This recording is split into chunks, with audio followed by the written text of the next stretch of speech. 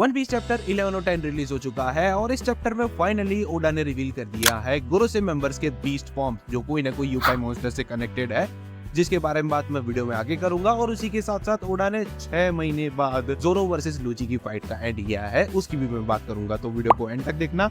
बाकी बिना कोई टाइम वेस्ट किए चैप्टर की तरफ बढ़ते हैं। चैप्टर शुरू होता है जहां पे हमें होली लैंड्स ऑफ मरीजवास के रूम ऑफ अथॉरिटी दिखाया जाता है, जिसमें गोरोसे मेंबर्स बैठते हैं और वो कमरा खाली है और वहां पे आ चुका है ब्लैक मैजिक सर्कल। फिर अगले मंगा पैनल में सीन शिफ्ट होता है जहां पे हमें एगेट आइसलैंड का सीन दिखाया जाता है और सैटर्न के आसपास वही 4 सेम सर्कल आ चुके हैं जिसमें से कोई आ रहा है। और अगर तुमने ये पैनल ध्यान से नोटिस किया हो तो तुम्हें ये नजदीक वाले सर्कल में नंबर 4 दिखेगा और उसके पीछे तुम ध्यान से देखोगे तो नंबर 3 दिखेगा। और अगर यही पैटर्न कंटिन्यू रही तो उसके पीछे नंबर 2 और उसके पीछे नंबर 1। और इन सारे नंबर पर से फाइनली ब्लैक मैजिक सर्कल का एक मिस्ट्री का तो आंसर हमें मिल चुका है, लेकिन उसकी बात हम कोई और वीडियो में करेंगे। खैर, अगले पैनल में गोरोसे अपने बीस्ट फॉर्म में फाइनली एगेट आइसलैंड पर समन हो चुके हैं और उन सबको देखकर लूफी शॉक में है। फिर ओडा इंट्रोडक्शन करवाते हैं कि कौन सा बीस्ट कौन सा गोरोसे मेंबर है, जिसमें सैटर्न को तो हम ऑलरेडी जानते ही हैं, उस स्पाइडर जैसा दिखता है। उनके बाद आते हैं हमारे सेंट मार्कस मस, जिनकी लंबी दाढ़ी है और उनके बीस्ट का नाम है इट्सुमाडे, जो एक बर्ड जैसा दिखता है। फिर उनके बाद आते हैं सेंट टॉपमैन वॉर्क्यूरी, जिनके बीस्ट का नाम है दोहोकी और वो एक सुअर और मेहमत का कॉम्बो लगता है। फिर उनके बाद आते हैं हमारे ईथन बॉरन वीनूस जीरो, जिनके बीस्ट का नाम है बुकुत्सु, जो एक घोड़े जैसा दिखता है, बट इस घोड़े की खाल और चमड़ी दोनों जा चुकी है। और एट लास्ट बचे हमारे सेंट सेफर्ड जुपिटर, जिनके बीस्ट का नाम है सैंड वर्म और वो ऑब्वियसली वर्म की तरह ही दिखेगा, लेकिन ये वर्म काइंड ऑफ सिमिलर सा दिखता है हमें ड्यून में दिखाए वाले वर्म जैसा। खैर, अब हमें नेक्स्ट पेज में डेडिकेटेड डबल पेज स्प्रेड देखने को मिलता है, जिसमें ओडा इन सारे बीस्ट के इंटायर लुक को रिवील करते हैं और इस पर से देख के हमें साइज कंपैरिजन भी पता चलता है कि लूफी कितने बड़े मॉन्स्टर्स के सामने अकेला लड़ रहा है। तभी अचानक से वो जो घोड़ा था बुकुत्सु, वो दौड़ना शुरू कर देता है और वो दौड़ते दौड़ते पहुंच जाता है एक पैसिफिस्टस के पास।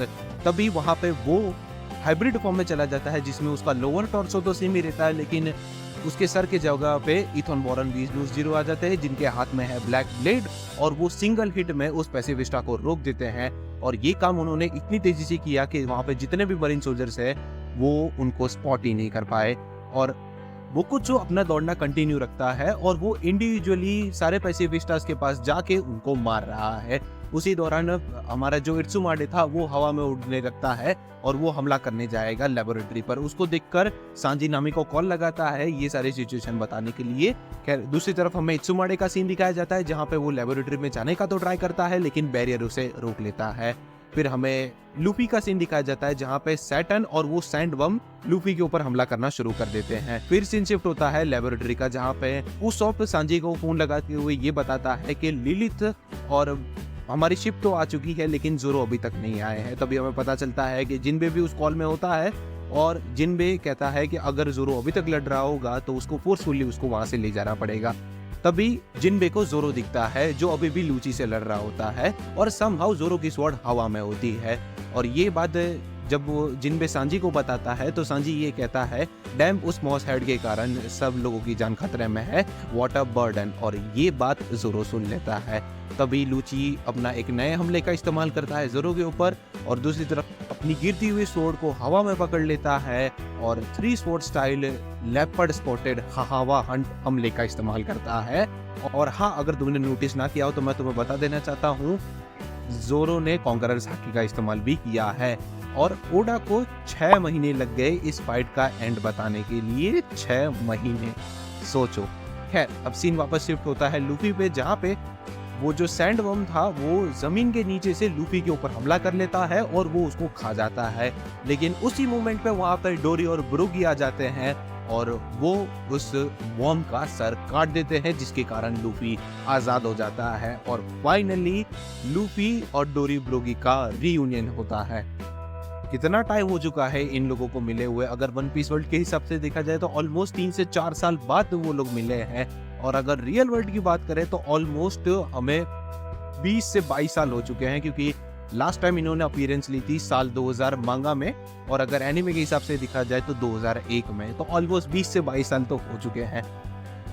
खैर, इसी रियूनियन के साथ साथ चैप्टर यहाँ पे खत्म होता है अब बड़ा सवाल इसमें ये उठता है कि क्या एक्चुअली उन लोगों ने हमारे सेंट जुपिटर को मार दिया, क्योंकि उसने वॉर्म का सर तो काट दिया है और हमारा वॉर्म है सेंट जुपिटर, या फिर वो रीजनरेट कर लेगा। मुझे तो प्रोबेबली यही लगता है कि वो रीजनरेट कर लेगा, लेकिन वो तो अब हमारे आने वाले चैप्टर्स में ही पता चलेगा।